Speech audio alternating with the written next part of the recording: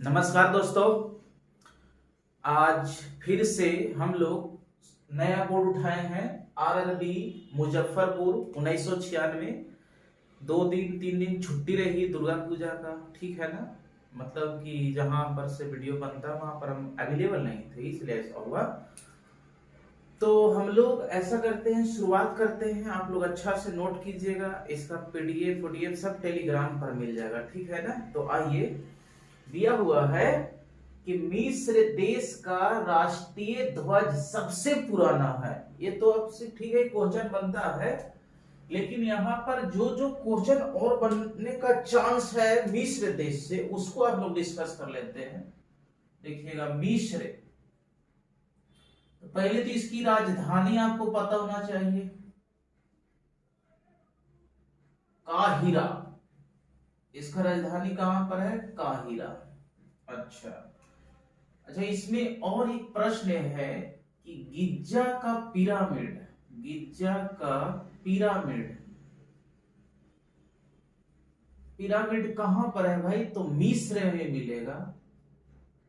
आप अगर आकृति देख रहे होंगे, है ना, इस तरह से होता है। इसमें वहां के जो भी शासक थे उनको सबों को दफनाया गया था, है ना। उसको मिमी बोलते थे। मतलब यहाँ पर शव को दफनाया गया है, इसको हम लोग बोलते हैं मिमी। जो मूवी आई मिमी वो नहीं समझिएगा, मतलब उसकी शव को बोलते थे मिमी। तो मिस्र का हाँ, मिस्र का गिजा का पिरामिड कहां पर है भाई? मिस्र का पिरामिड गिजा, ऐसा देता है सवाल, आप देख लीजिएगा। दूसरी सवाल, यहां पर एक नील नदी है, नील नदी, ये दुनिया की सबसे बड़ी लंबी, सबसे बड़ी नदी। तो मिस्र का वरदान भी किसको बोलते हैं? नील नदी कहते हैं। कहा कि भाई ये पूरा मिस्र देश से नील नदी प्रवाहित होता है। ये मिस्र का ही नहीं, बहुत दुनिया का सबसे बड़ी लंबी नदी यही है। अगर एक चीज है, अगर चौड़ी बोलेगा तो अमेजन मारेंगे, चौड़ी अमेजन। कैसे याद रखेंगे भाई? देखिए, इसको ऐसे कीजिए तो बड़ी चौड़ा बन रहा है, अमेजन लिख रहे हैं तो बहुत चौड़ा लिखा रहा है। तो अमेजन क्या है भाई? चौड़ी नदी है।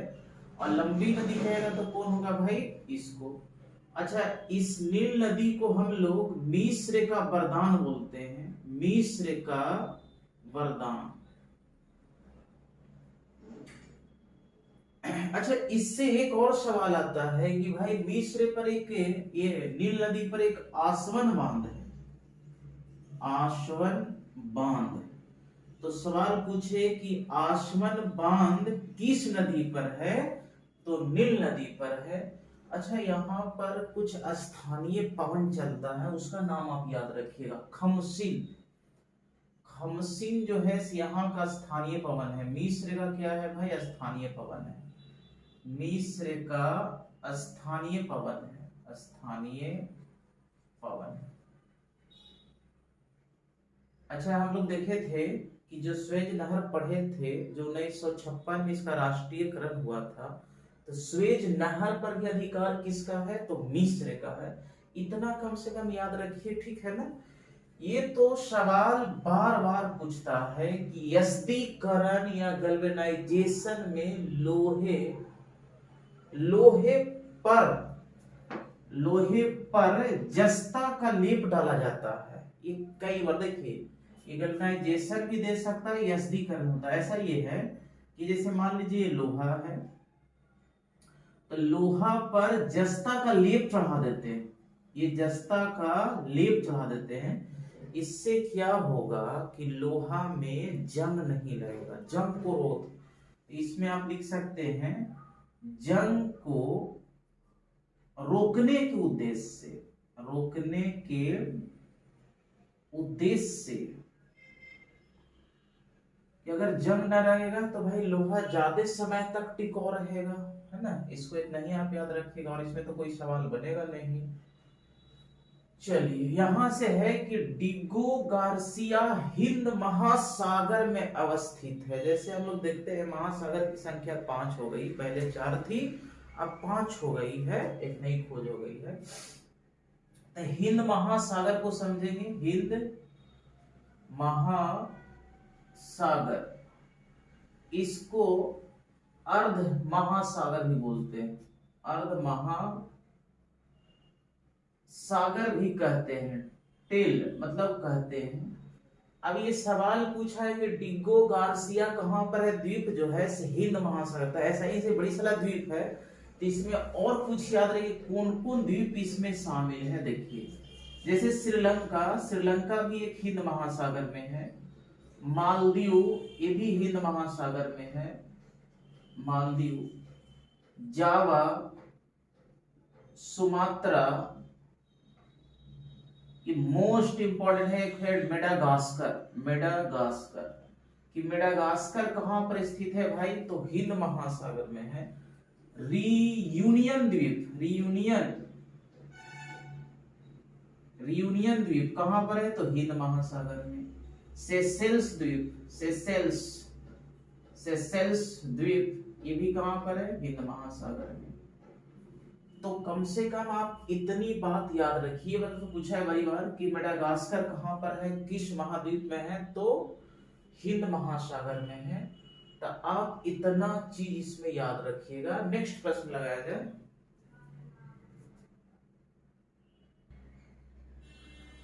देखिए नेक्स्ट सवाल है, कावेरी जल विवाद तमिलनाडु और कर्नाटक के बीच है। ये तो कितना बार सवाल पूछा है कोई पता नहीं। देखिए ऐसा इसलिए है भाई कि एक कर्नाटक के एक ब्रह्मगिरी पहाड़ी वहां से निकल कर तमिलनाडु से होते हुए जाती है नदी, तो इसलिए में दोनों पानी को लेकर झगड़ते रहता है। तो कुछ और विवाद है उसको आप लोग लिख लीजिए, याद कर लीजिएगा। अगर कावेरी कहेगा, देखिए अगर फिगर्स आप पढ़े होंगे विवाद तो आपको एकदम आसान हो जाएगा सब याद करने में। तमिलनाडु है, तमिलनाडु प्लस कर्नाटक। अगर एक और देता है केरल भी है, कहे कि इसका वाद क्षेत्र जो है सिर्फ केरल में भी है। अगर मान लीजिए ये नदी है तो केरल भी आप मान सकते हैं। एक महानदी है, महानदी विवाद, ये भी विवाद में है। तो देखिए ये छत्तीसगढ़ से निकलते उड़ीसा से होते हुए हिंद यहाँ बंगाल की खाड़ी में गिर जाती है। तो छत्तीसगढ़ प्लस उड़ीसा ये दोनों के बीच विवाद है, छत्तीसगढ़ और उड़ीसा। आगे लिख लीजिएगा कृष्णा जल विवाद। अगर कृष्णा के बारे में पता होगा तो ये महाराष्ट्र, कर्नाटक और आंध्र प्रदेश ऐसे से गुजरती है। मतलब महाराष्ट्र, आंध्र प्रदेश और कर्नाटक होते हुए जाके हिंद महासागर में या बंगाल की खाड़ी में गिर जाती है। तो अगर आपको नदी का लोकेशन पता है कैसे से चल रही, तो आपको खुद विवाद पता चल जाएगा। ऐसे नहीं पता है तो सब जैसे जैसे आएगा कुछ आप बतावेंगे आपको भी। एक है लिख लीजिएगा यमुना विवाद, यमुना जल विवाद। ऐसे तो वही दो प्रश्न आता है। इसको अगर लिखिएगा तो हिमाचल प्रदेश लड़ता है, हिमाचल प्रदेश अगर नीचे है तो राजस्थान, दिल्ली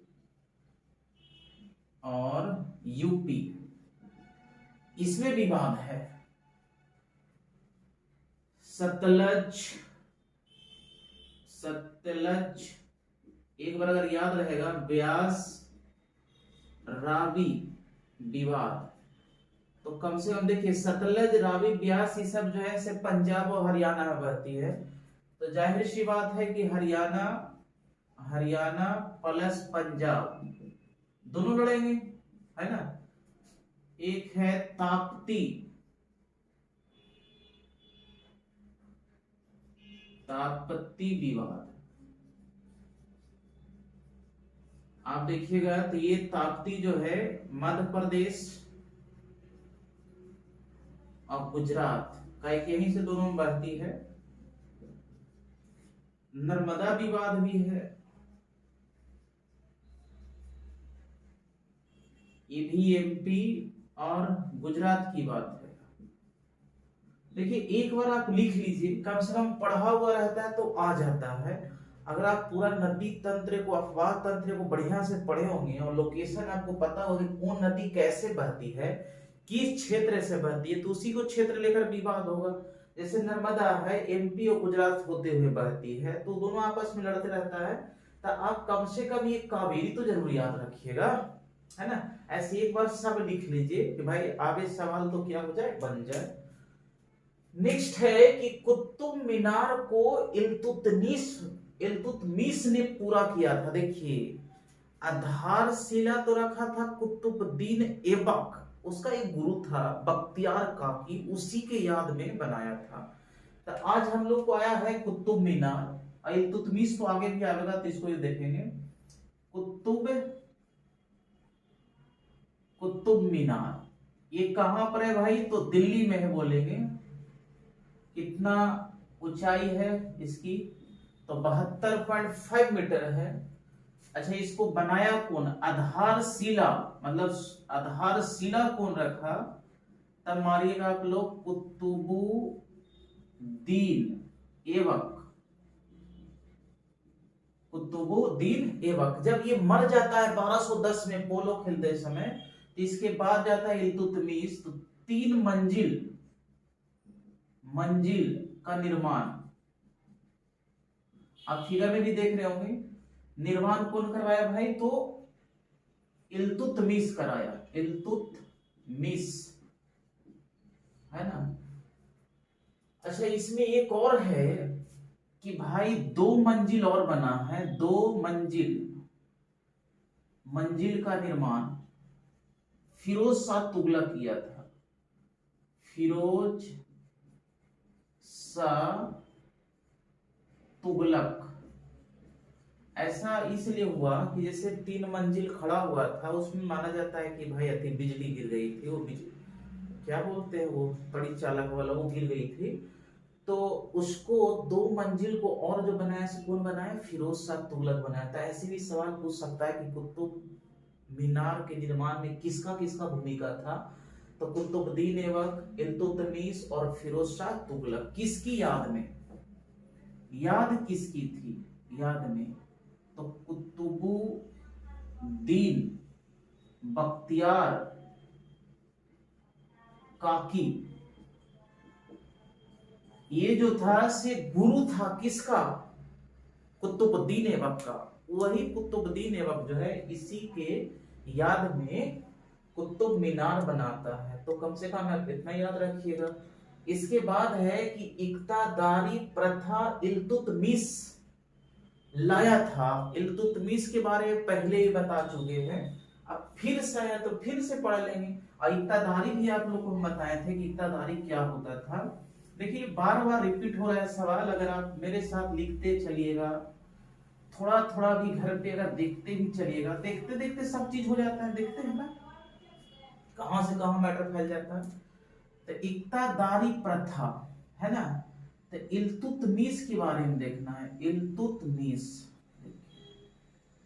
देखिए इसका शासनकाल 1210 से 1236 तक रहता है। ये कुछ काम किया, एकदम काम को एकदम रख लीजिए। पहला काम करेगा राजधानी परिवर्तन, राजधानी दिल्ली बनाया, पहले लाहौर थी, दिल्ली बनाया। और 2 चीज लाया, एक इक्तादारी प्रथा, इक्ता प्रथा बोलिए या इक्तादारी प्रथा बोलिए। और ये क्या था भाई, तो वेतन के जगह जमीन देना। जैसे मान लीजिए किसी को वेतन देना है, तो वेतन जितना बन रहा उतना का देख लिए, कितना खेत जमीन का कीमत होगा उतना ही जमीन दे दी है हम लोग। ऐसा गांव में पहले चलता था, पहले जमाना में, तुम काम करो इतना जमीन दे देंगे, कोई दिक्कत नहीं है। ये लाया एक तुर्क ए चिहलगामी।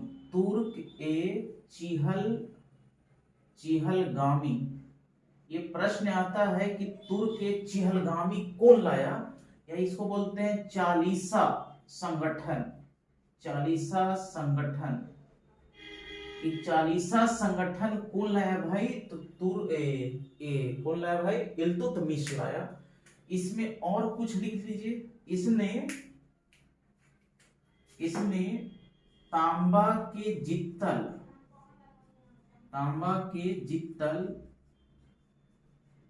तथा कांसा के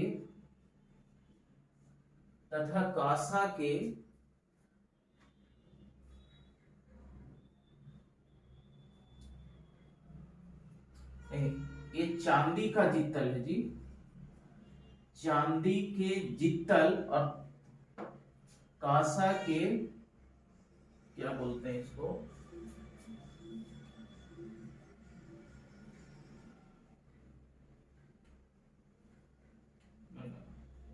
ये गड़बड़ हो रहा है, कुछ तो गड़बड़ है, कुछ गलती लिखा गया लगता है। चांदी का टका, तांबे का जित्तल, अच्छा लिखेगा चांदी का टका तथा तांबे का जित्तल सिक्का चलाया।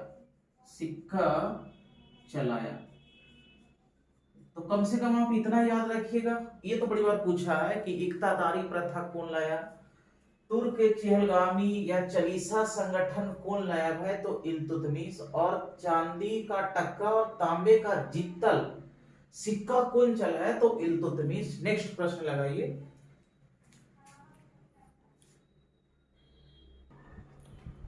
देखिए नेक्स्ट सवाल है कि अंत्योदय व्यवस्था का शुरुआत जयप्रकाश नारायण किए थे। अब जयप्रकाश नारायण से कितना सवाल पूछता है, हम सब लिखे लीजिए। देखिए अगर पूछेगा कि संपूर्ण क्रांति का नारा कौन दिए भाई, तो जयप्रकाश नारायण। नारा ऐसा हुआ था कि इंदिरा गांधी बहुत ही तानाशाह हो गई थी, तो हर क्षेत्र में ये सुधार करना चाहते थे, चाहे शिक्षा का क्षेत्र हो, प्रशासन के क्षेत्र में हो, तो हर क्षेत्र में सुधार करना चाहते हैं, इसीलिए बोलते हैं संपूर्ण क्रांति। और इसमें एक और याद रखिएगा, सर्वोदय योजना की शुरुआत कौन किए भाई, तो जयप्रकाश नारायण। अच्छा इससे एक और सवाल बनता है, इनको लोकनायक बोलते हैं, लोकनायक की उपाधि, लोकनायक की उपाधि किन्हें दिया जाता है भाई, तो जयप्रकाश नारायण को। और अंत्योदय योजना भी इसी में है, यही वाला है, तो अंत्योदय योजना का शुरुआत जयप्रकाश नारायण ही किए। और इनको 1998 में भारत रत्न मिला,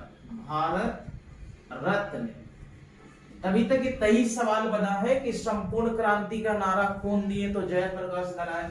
सर्वोदय योजना का शुरुआत कौन किए, लोकनायक की उपाधि कैसे, भारत रत्न कब दिया, ये तो अभी नहीं पूछा है, लेकिन ये सब पूछ चुका है। नेक्स्ट सवाल है, देखिएगा इसको, कि भारतीय प्रशासनिक सेवा का जनक लॉर्ड कॉर्नवालिस को बोला जाता है। तो भाई इससे पहले भी हम लोग पढ़ चुके हैं, तो फिर से हम लोग थोड़ा सा देख लीजिए। लॉर्ड कॉर्नवालिस, देखिए इसे बोलते हैं अस्थाई बंदोबस्त लाया था, अस्थाई बंदोबस्त। क्या अस्थाई बंदोबस्त की जनक किसे बोलते हैं, तो लॉर्ड कॉर्नवालिस। ये कहां पर लाया था, तो बंगाल के क्षेत्र में था, बंगाल के क्षेत्र में। कैसे याद रखिएगा, अस्थाई बंदोबस्त। अस्थाई क्या रहता है भाई, आपका काम जो है हमेशा अस्थाई रहता है। फिर देखिए अगर पुलिस प्रशासन का जनक भी बोलेगा, पुलिस प्रशासन का जनक, तो इसी को बोलेंगे, लॉर्ड कॉर्नवालिस को। मोस्ट इंपोर्टेंट चीज बता रहे हैं। इसके बाद यह एकमात्र गवर्नर था, मतलब कि गवर्नर जनरल था जिसकी मकबरा यूपी के गाजीपुर में है। इसका मकबरा, इसका बाकी सबका ब्रिटेन में, इसका मकबरा यूपी के गाजीपुर में है, गाजीपुर में है, एकमात्र ये है। और इसमें और क्या देख सकते हैं, हाँ ये कर्नवालिस कोड लाया था, बताए थे कर्नवालिस कोड, ये 1793 में लाया था। तो कम से कम आप इतना याद रखिए कि अस्थायी बंदोबस्त, नागरिक प्रशासन, पुलिस प्रशासनिक, ये प्रशासनिक सेवा का जनक जो आईएएस होते हैं, आईपीएस होते हैं, उसी को बोलते हैं प्रशासनिक सेवा। इसके बाद है नेपोलियन बोनापार्ट का, नेपोलियन बोनापार्ट फ्रांस का निवासी था। अब नेपोलियन बोनापार्ट से क्या क्या सवाल बनता है इसको थोड़ा सा नोट कर लीजिए। पहले इसका देखिएगा, इसका जन्म, तो जन्म जो होता है से 15 अगस्त, बड़ी अच्छा डेट है, 1769 में होता है नेपोलियन का। अगर मृत्यु लिखिएगा तो मृत्यु भी लिख लीजिए 5 मई 1821 में। अब ये कहां का शासक था भाई, तो फ्रांस का था शासक। अगर फ्रांस की क्रांति पढ़ेंगे उसके बाद यही आता है, कहां का शासक था, तो फ्रांस का शासक था। अब इसी नेपोलियन बोनापार्ट से एक जुड़ा हुआ है युद्ध, वाटरलू का युद्ध, एकदम इसको याद रख लीजिए, वाटरलू का युद्ध। ये हुआ था 8 जून 1815 में। इस युद्ध में नेपोलियन हार जाता है, इसको कैदी बना लिया जाता है और इसको सेंट हेलेना, इसको भी याद रखिएगा, सेंट हेलेना द्वीप में कैद किया जाता है, द्वीप में कैद। ये प्रश्न पूछा जाता है कि भाई जब वाटरलू के युद्ध में जब हार जाता है तो कहां इसको कैद बनाया रखा जाता है, तो सेंट हेलेना, ये अटलांटिक महासागर का एक द्वीप है, वहां पर रखा जाता है। अच्छा, नेपोलियन से तो बस इतना ही आप लोग देखिए, और देखा जाए सवाल।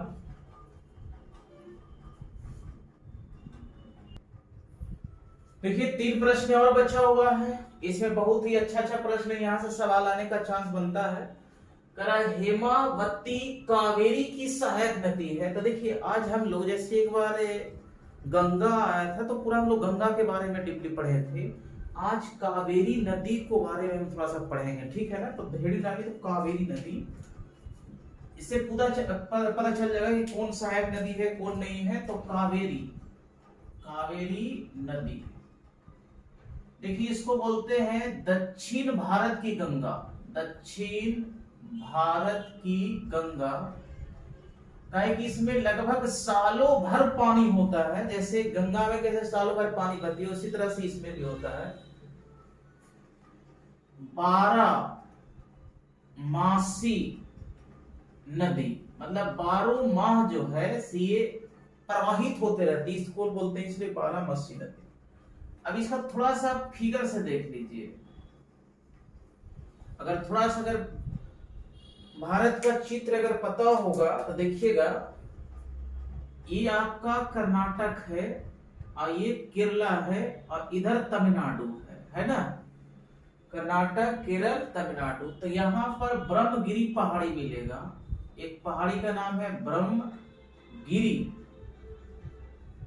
पहाड़ी, और इसी ब्रह्मगिरी पहाड़ी से कावेरी का उद्गम होता है। कावेरी ऐसे निकलते हुए ये तमिलनाडु से होते हुए कहाँ गिर जाती है, इधर गिर जाती है, यहाँ पर इसका मुहाना हो जाता है, तो बंगाल की खाड़ी में गिर जाती है। इसका अफवाह क्षेत्र तब इधर भी है, अफवाह क्षेत्र में तो पानी इधर उधर भी चल जाता है। तो इसी को लेकर बताइए कर्नाटक और ये क्या है, तमिलनाडु है, ये तमिलनाडु है, ये केरल है और ये कर्नाटक है। तो इसी को लेकर जैसे यहां से पानी ऐसे पानी आ रही है भाई, ऐसे ऐसे ऐसे ऐसे, तो दोनों आपस में लड़ते रहता है। तो कावेरी जल विवाद किसके किसके बीच हो जाता है, तमिलनाडु और कर्नाटक। कभी कभी ऑप्शन में केरला दे रहेगा तो केरला भी मानेगा कि इसका अपवाद क्षेत्र कहां पर है, केरला में भी है। तभी हम लोग पढ़े भी, अगर विवाद वाला कहेगा, विवाद, कावेरी विवाद, कावेरी, तो तमिलनाडु, केरल और क्या हो गया, कर्नाटक। और कहां पर गिर रही है, तो बंगाल की खाड़ी में, बंगाल की खाड़ी में गिर रही है। अब इसकी कुछ सहायक नदी है, उसको थोड़ा सा आप नोट कर लीजिए कि भाई एक बार पढ़ा हुआ रहेगा तो आपको पता चल जाएगा। देखिए इसकी सहायक नदी में पहला आता है हेमावती, हेमावती ये सहायक नदी है। लोका पावनी, लोका पावनी ये दूसरी सहायक नदी है। सिमसा, सिमसा बहुत ज्यादा ऐसे है, लेकिन जो मोस्ट इंपॉर्टेंट वो लिखा दे रहे हैं। आक्रावती, आक्रावती ये सहायक में हो गया। और लक्ष्मण तीर्थ, लक्ष्मण तीर्थ ये भी सहायक नदी है। और एक है सुवर्णवती, सुवर्णवती। तो एक बार कम से कम आप लिख लीजिए, है ना। अगर देगा कि कावेरी का उद्गम स्थल कहां पर है भाई, तो कर्नाटक के ब्रह्मगिरी पहाड़ी से है। और इसी पर कावेरी पर ही शिव समुद्रम जलप्रपात है, अगर आप पढ़े होंगे अभी आ रहा है जलप्रपात। तो फिर और इसी पर एक और जलप्रपात है कावेरी नदी पर। अब इसके बाद है कि पश्चिमी घाट को सह्याद्री के नाम से जाना जाता है। तो देखिए हमारे भारत में 2 घाट है, अगर आपको पता होगा तो ये आपका हो गया प्रायद्वीप भारत, प्रायद्वीप भारत या दक्षिणी भारत बोलते हैं। देखिए अगर आप रीजनिंग जानते हो, तीसरा बोलते हैं नॉर्थ, ये हो गया सॉरी इधर ईस्ट हो गया, इधर हो गया वेस्ट।